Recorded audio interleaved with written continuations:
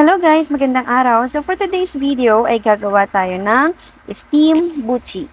Kung bago ka pa lang sa aking channel, please like, subscribe, and click the notification bell para lagi kang updated sa mga videos na i-upload ko. Una guys, ay magpapakulo lamang tayo ng ating kamote dahil ito ang ating gagawing ubi halaya. Pipitik lamang tayo dito at madudurog na ito. Char! Walang ganun sa totoong buhay. Dahil sa totoong buhay, kailangan nating paghirapan ang lahat ng bagay na gusto nating makuha. Nilagay ko nga pala guys sa isang malaking lalagyan ng ating kamote. Dahil ito ay ating hahaluin para maging ubi halaya. Nilagyan ko nga pala guys ito ng isang lata ng condensed milk.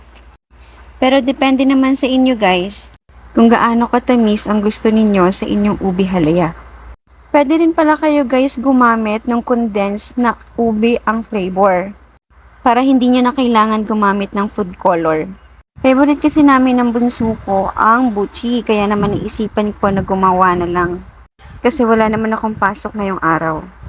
Ayun na nga guys, nilagyan ko ng food color ang ating kamote.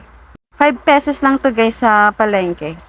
Kalahati lang guys yung nilagay ko sa ating kamote. Kasi maglalagay pa tayo ng food color sa glutinous flour. Ayan guys, halu-haluin lang natin siya hanggang sa mag-well combine ang ating food color sa ating kamote.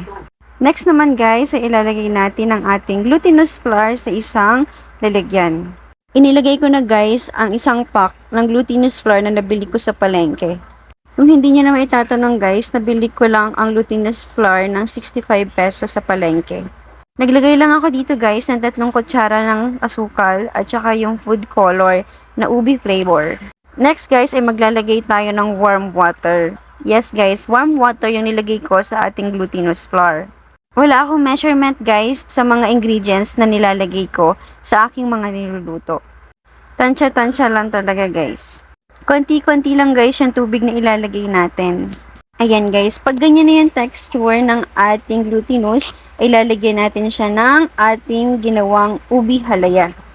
Para maging malambot yung buchi na gagawin natin. Kahit abutin pa ng kinabukasan guys ang ating buchi ay masarap pa din.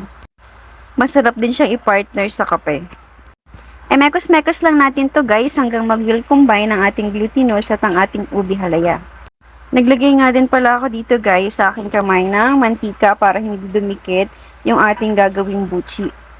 Nagpalaban tayo sa ating buchi ng ating ginawang ubi halaya at saka cheese. Ang ginamit ko guys na cheese sa ating buchi ay quick melt. Kahit ano naman guys brand pwede. Ito na guys ang ating mga nagawa na buchi. Stay put lang muna natin to dito guys dahil lutuin muna natin ang ating sesame seeds. Ganito lang guys yung gagawin natin sa ating sesame seeds. Lalagay natin sa kawali and then hintayin lang natin guys na mag golden brown. Ayan, pwede na natin tong hanguin. Niluto na natin guys yung sesame seeds kasi nga i-steam natin ang ating buchi. Para tipid na rin sa mantika guys.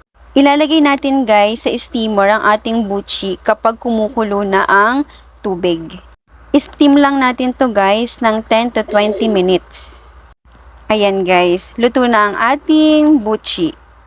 Pag tinanggal natin guys sa steamer ang ating buchi, ay ididiretso natin to sa sesame seeds. Kasi dapat mamasa-masa pa yung ating buchi para dumikit yung sesame seeds sa kanya. Ayan guys, ulit-ulit lang natin gagawin yan. Ayan, ito na guys ang ating finished product. Pwede nyo rin tong gawin guys. Masarap na pang merienda at pwede nyo rin gawing pang negosyo. Tipid pa sa mantika.